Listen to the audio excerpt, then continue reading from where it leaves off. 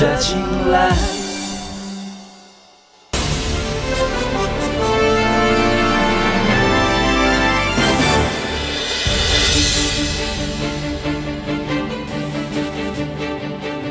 নমস্তে, আমি রিনি। আপনাদের স্বাগত জানাই অ্যাপোলো গ্লেনিগালস ডিয়ার ডক্টরে। ডিয়ার ডক্টরে আমরা একটু একটু করে জেনে নিচ্ছি নানান বিষয় সম্পর্কে খবরাখবর, যাতে আরও ভালোভাবে আরও সুস্থভাবে বাঁচতে পারি আমরা। আমাদের প্রথম বিভাগ অর্থাৎ ভিজিটিং আওয়ার, যেখানে অপেক্ষা করছেন ডক্টর এসএন সিং। কথা বলবো ব্রেন টিউমার নিয়ে।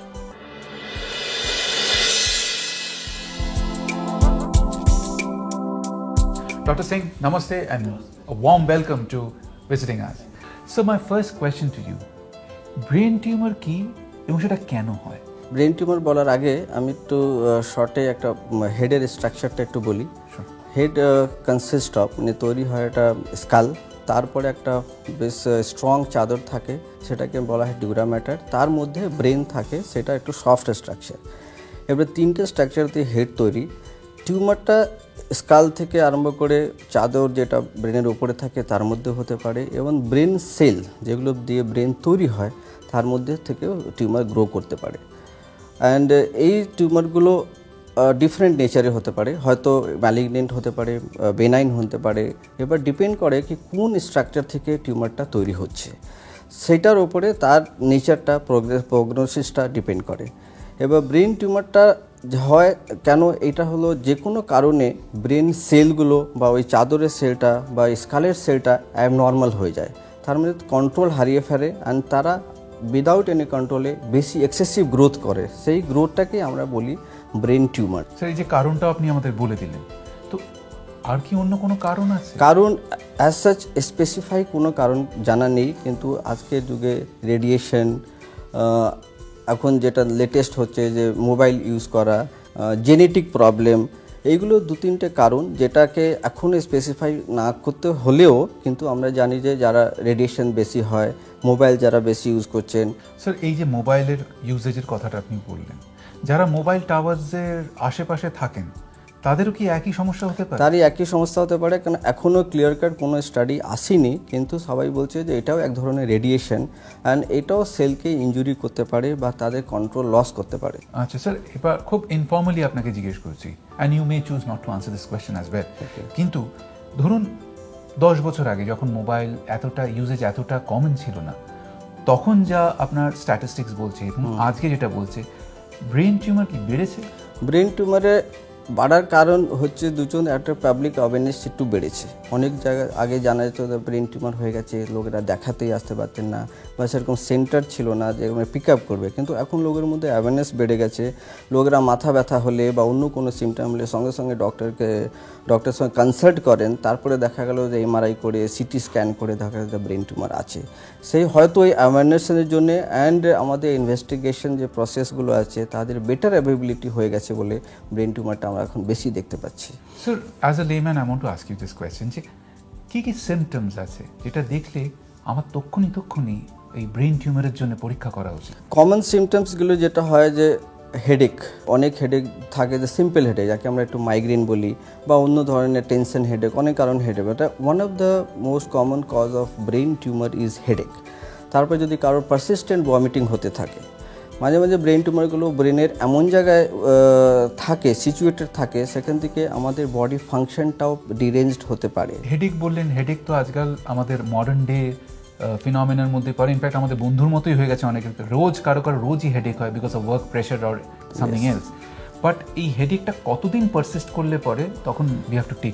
স্পেসিফিকেশন কিছু নেই, কিন্তু যদি ডক্টরের কাছে কেউ হেডেক কারোর পারসিস্টেন্ট থাকছে বা পেরিয়ডিক্যালি হেডেক থাকছে, তিনি যদি ডক্টরকে ভিজিট করেন, সেটা যদি ডক্টর বলেন যে না এই হেডেকটা not actually the benign kind of headache, মানে যেখানে মনে হচ্ছে যে ভেতরে কিছু নাও থাকতে পারে, কেন যে টিউমারটা হচ্ছে space occupying lesion. That means কি আমাদের স্কালটা তো হার্ড জিনিস, সেটা তো আর বাড়বে না, কিন্তু যখনই স্কালের মধ্যে একটা টিউমার হয়ে যাবে তার স্পেস অকুপাই করবে, সেই স্পেসটা তখন ব্রেনের প্রেশারটাকে বাড়িয়ে যায়, তার জন্য হেডেক হয়। সেই হেডেকটা অলমোস্ট অলওয়েজ অ্যাসোসিয়েটেড থাকে, যে তার সঙ্গে অ্যাসোসিয়েটেড ভমিটিং হয় এবং ব্লারিং অফ ভিশন হয়, আস্তে আস্তে ভিশনটা লস হয় বা কোনো বডি পার্টে দেখেন উইকনেস ডেভেলপ করছে বা কোনো ডিসফাংশন ডেভেলপ হচ্ছে, তার মানে ওনার হয়তো ভেতরে space occupying lesion, that means brain tumour হতে পারে। নিউরো ন্যাভিগেশন সিস্টেম বা ব্রেন ল্যাব, এই কথাটা আজকাল খুব শোনা যায় ব্রেন টিউমার সার্জারির ক্ষেত্রে। আমার প্রথম প্রশ্ন হচ্ছে এটা কি, দ্বিতীয় প্রশ্ন হচ্ছে যে ব্রেন টিউমার সার্জারির ক্ষেত্রে এটা কিভাবে সাহায্য করে? ব্রেন সার্জারি তো অনেক দিন ধরেই হচ্ছে, কিন্তু তার ব্রেন সার্জারি শুধু ব্রেনটা সার্জারি করে টিউমারটা বার করাই আমাদের একমাত্র পারপাস বা উদ্দেশ্য নেই। তাকে ঠিকভাবে বার করতে হবে, পেশেন্টের কোয়ালিটি অফ লাইফ ইনক্রিজ করতে হবে। এর মধ্যে ব্রেন টিউমারটাকে কিভাবে ভালো করে বার করা যায়, সেফলি সার্জারি করা যায়, সেই জন্য অনেকগুলো হাইটেক গ্যাজেটস এসছে। With the help of that, we can do brain surgery more safely and adequately. যখন স্টার্ট হয়েছিল ব্রেন সার্জারি তখন কিছুই মাইক্রোস্কোপে ছিল না, নিউরো নেভিগেশন সিস্টেম ছিল না, বা অন্য গ্যাজেটস যেটা আমাদের হেল্প করে ফর বেটার সার্জারি। এবার নিউরো নেভিগেশন সিস্টেম যেটা নতুন আমাদের আর্মামেন্টারিয়ানে রয়েছে সার্জারির একটা টুল হিসাবে, সেটা আমাদের হেল্প করে যে ব্রেন টিউমারটা সিচুয়েটেড রয়েছে ব্রেনের একটা পার্টে। এবার আমাকে কোন জায়গাটা স্কালে ওপেনিং করতে হবে, কত ডেপথে যেতে হবে, ব্রেন টিউমারটা কতটা বার করতে পারবে, বেসিক্যালি আমাকে হেল্প করে যে আমি টিউমারের কাছে সেফলি পৌঁছাতে পারি, সেফলি ওকে বার করতে পারি without damaging the normal brain tissue. So the neurocavitation system is a 3-dimensional system, so that gives me and helps me to do the surgery adequately and safely so that a patient can maintain post-surgery quality of life is better. Sir, biopsy শব্দটা এটা আমাদের প্রায় পরিচিত একটা শব্দ, but তবু two refresh hour knowledge, biopsy বিষয়টা কি একটু বলবেন? ব্রেন টিউমারের সাইজ আছে, কখনো ছোট থেকে অনেক বড় সাইজেও আসতে পারে। অনেক সময় পেশেন্ট আসেন, তাদের যখন স্ক্যান করা গেল দেখা গেল খুব একটা ছোট্ট টিউমার আছে, তখন আমাদের দেখতে হবে যে এনাকে বড় সার্জারি করে আরও বেশি ব্রেন ড্যামেজ করে কোনো লাভ নেই। তখন আমরা কি করি, ব্রেন বায়োপসি মানে একটা ছোট্ট টুকরো টিউমার থেকে বার করা, সেটাকে হিস্টোপ্যাথোলজিক্যাল এক্সামিনেশন করে তাকে নেচারটা জানা যে এই টিউমারটা কী আছে। কারণ আমরা জানি ব্রেন টিউমার আইদার ম্যালিগনেন্ট হতে পারে আর নাহলে বেনাইন হতে পারে। ম্যালিগনেন্ট টিউমার মিন্স কি এটা ক্যান্সারাস, হাইলি ক্যান্সারাস, তার একটা ট্রিটমেন্ট পদ্ধতি টোটালি ডিফারেন্ট হবে। বেনাইন টিউমার যেগুলো নন ম্যালিগনেন্ট, তাকে যদি ডিফারেন্টভাবে ট্যাকেল করা হয়, সার্জারি করা হয়, শুধু রেডিওথেরাপিও দেওয়া হয়, so different modalities of treatment আছে। স্যার, এই নিউরো ন্যাভিগেশন সিস্টেম আমাদের দেহের কোনো অংশে, অন্য কোনো অংশে কি ব্যবহার করা যায়? হ্যাঁ, নিউরো ন্যাভিগেশনটা ইউজ করা যায় যে কোনো জায়গায়। মেনলি যেটা ইউজ হয় ব্রেনে ইউজ হয়, স্পাইন সার্জারিতে ইউজ হয়, অ্যান্ড আজকাল ম্যাক্স লোকেরা ইউজ করছে নি রিপ্লেসমেন্ট সার্জারিতে। Knee replacement surgery basically this gives us the accuracy যে কত ভালো করে প্রসিডিওরটা করা যাবে, সেটা ব্রেন সার্জারি হোক, স্পাইনাল সার্জারি হোক, নি রিপ্লেসমেন্ট সার্জারি হোক।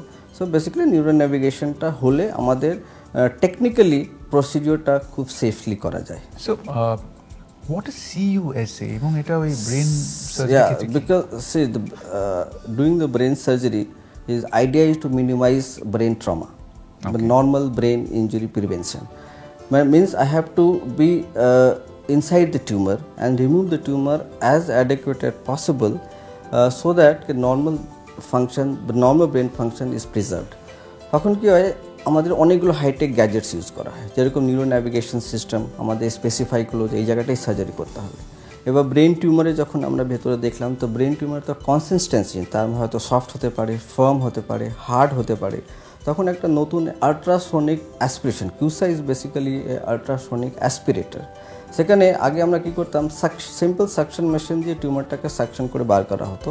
এখন এই কিউসা মানে আল্ট্রাসোনিক অ্যাসপিরেটর বেসিক্যালি এটা হাই স্পিড ভাইব্রেশন তৈরি করে অ্যান্ড টিউমার সেলগুলোকে ব্রেক করে, আর ব্রেক করে সাকশন হয়ে যায়, তো নিজে নিজে টিউমার সেলটা বার করা যায়। তো আমরা উইদিন দ্য টিউমার থেকে অ্যাডেকুয়েটলি টিউমারটা বার করতে পারি। তার মানে ব্রেনের যে পাশে নর্মাল ব্রেনগুলো রয়েছে টিউমারের আশেপাশে, তাদেরকে ইঞ্জুরিটা কম করা যায়। প্লাস যখন এই সার্জারিটা করি আমরা, তাহলে আমাদের টাইম আগে যত অনেক বেশি লাগতো সার্জারি করতে, এখন টাইম এই কিউসা আসাতে আমাদের সার্জারির টাইমটা অনেকটা কমে গেছে। স্যার, আপনি যেটা বলছেন ডিউরেশনের ক্ষেত্রে, এখন নর্মালি একটা ব্রেন সার্জারি প্রসিডিওর কতটা টাইম লাগে? টাইমটা ডিপেন্ড করে যে ব্রেনের কোন পার্টে টিউমারটা রয়েছে। কিন্তু আগে যেরকম ধরুন নর্মাল ব্রেন টিউমার করতে 5, 6, 7, 8 ঘন্টা লাগতো, সেটা এখন টাইমটা কমে 3-4 ঘন্টা হয়েছে because of this assisted gadgets.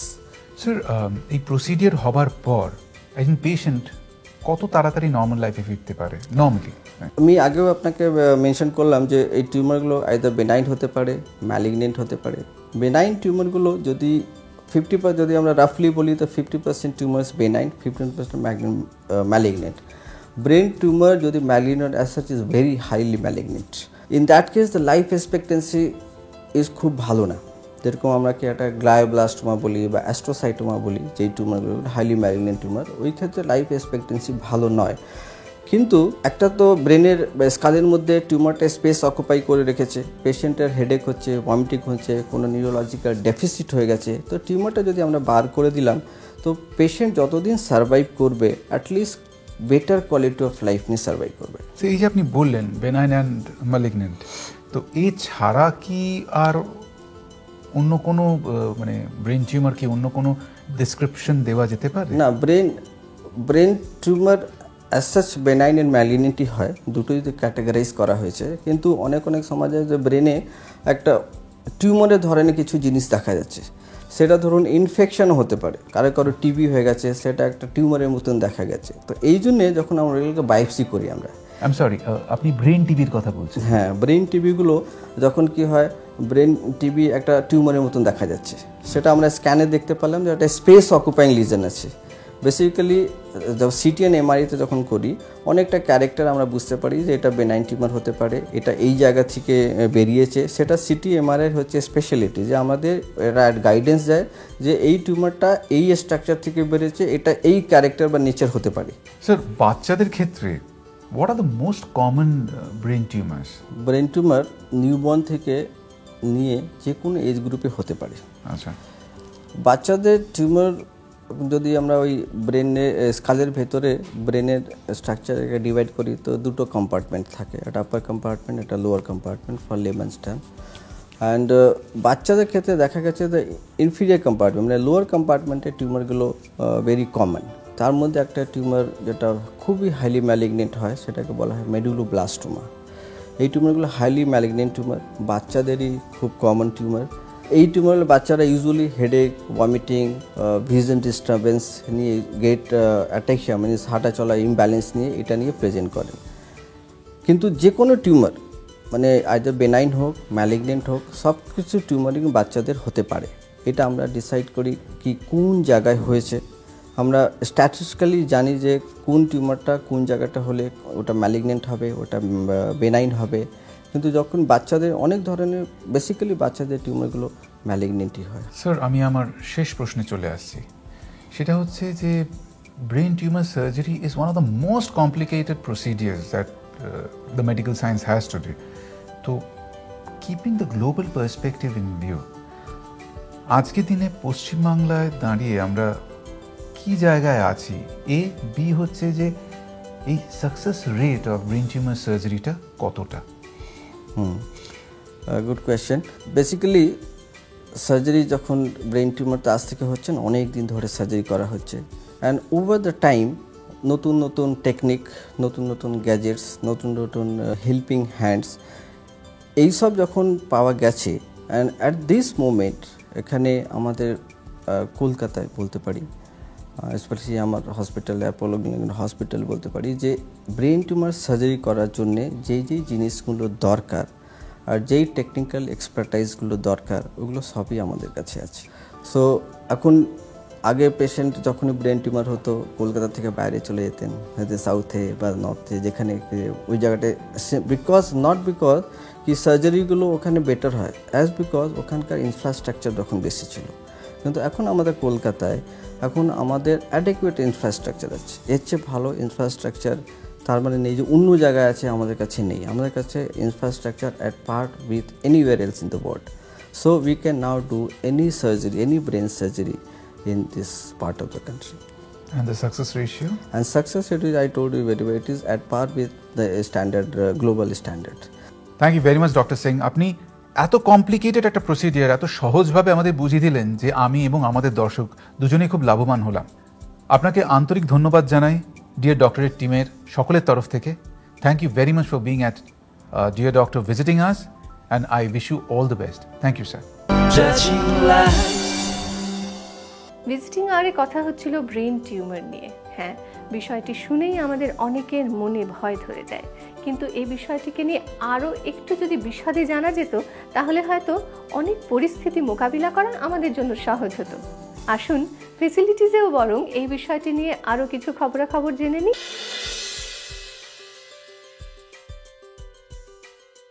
Brain tumour একটি ক্ষতিগ্রস্ত কোষের সমষ্টি বিশেষ যা মস্তিষ্ক অথবা ব্রেনের মধ্যে অবস্থান করে।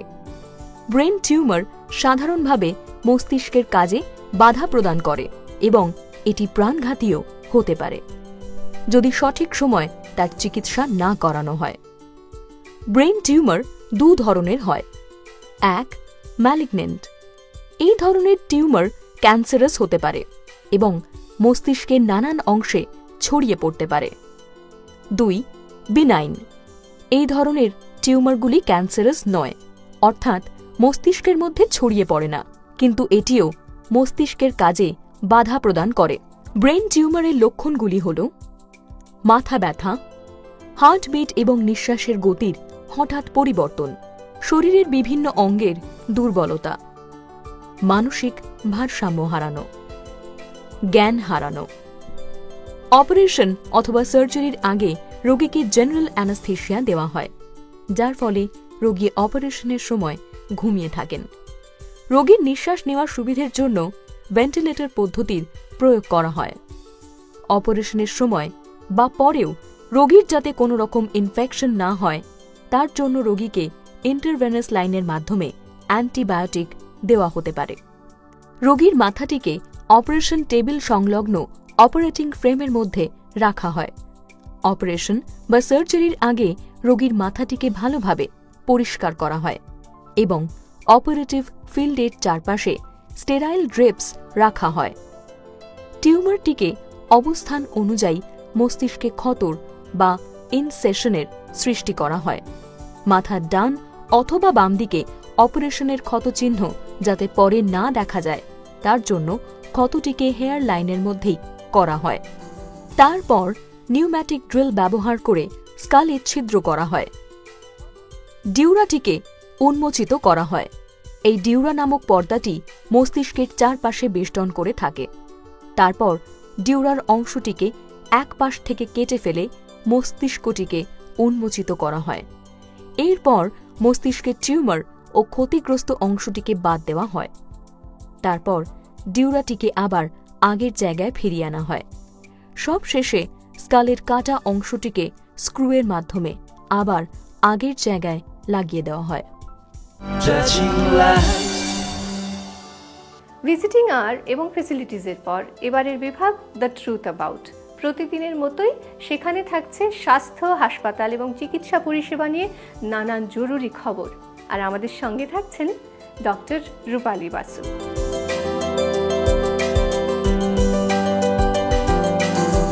Namaste, good evening. আশা করি সকলে ভালো আছেন। আজকে আমরা আলোচনা করব উন্নত বা অ্যাডভান্সড অপারেশন থিয়েটার নিয়ে। আজকালকার দিনে প্রযুক্তির উন্নতির সাথে তাল মিলিয়ে নির্মাণ কুশলীরা হসপিটালের নতুন ডিজাইন করার সময় যেসব বিষয়গুলোতে প্রধানত মাথায় রাখছেন সেগুলো হলো উন্নত টেকনোলজি, যাতে রোগীদের যত্ন নেওয়ার ক্ষেত্রে আরও উপকার হয়। অপারেশন থিয়েটার বা ওটি ডিজাইনও অত্যন্ত জটিল একটি পদ্ধতি। এর জন্য অনেক হাইটেক যন্ত্রাংশের উপস্থিতি একান্ত প্রয়োজন। বিষয়গুলোর মধ্যে একটা ব্যালেন্সিং প্রয়োজন, যাতে রোগীকে সুরক্ষিত রাখার বিষয়টি আরও উন্নত হয় আর আকর্ষণীয় একটা কাজ করার পরিবেশও সার্জনদের জন্য তৈরি হয়। অপারেশনের সময় প্রয়োজনীয় সতর্কতা অবলম্বনে সাহায্য করে উন্নত প্রযুক্তির ডায়াগনস্টিক আর ইমেজিং ফিডব্যাক। এর জন্য প্রয়োজন বড় অপারেটিং রুম। আগে যে ঘরগুলো 40 থেকে 45 বর্গমিটার ছিল সেগুলো বেড়ে হলো 55 থেকে 60। এখনকার দিনে আবার এমআরআই, সিটি স্ক্যান ইত্যাদি প্রয়োজন হয় নিউরোসার্জিক্যাল, কার্ডিওভাস্কুলার, অর্থোপেডিক সার্জারি ক্ষেত্রে। আর তার ফলস্বরূপ অনেক বড় অপারেটিং রুমের প্রয়োজন, প্রায় 65 থেকে 72 বর্গমিটার। অনেক অ্যাডভান্সড হাসপাতালে 80 বর্গমিটার ক্ষেত্রফল বিশিষ্ট অপারেটিং রুমও কিন্তু আজকাল তৈরি করা হচ্ছে।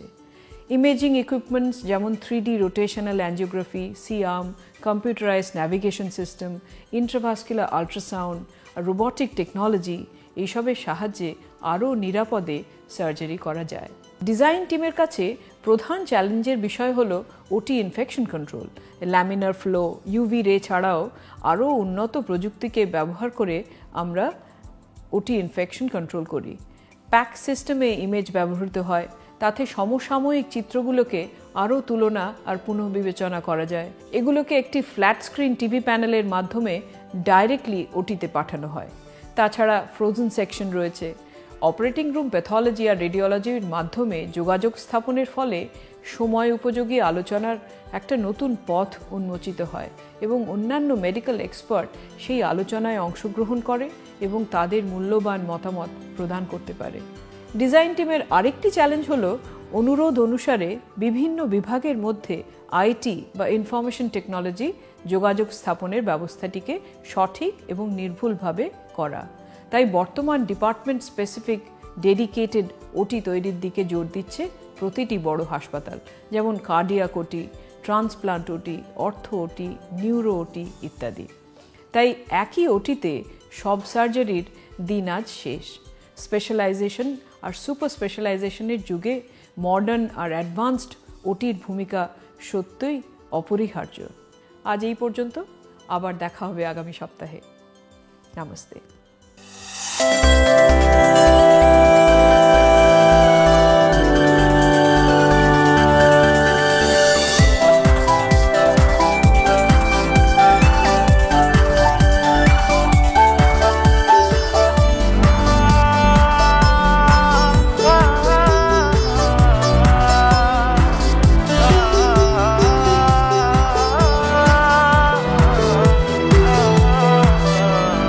这期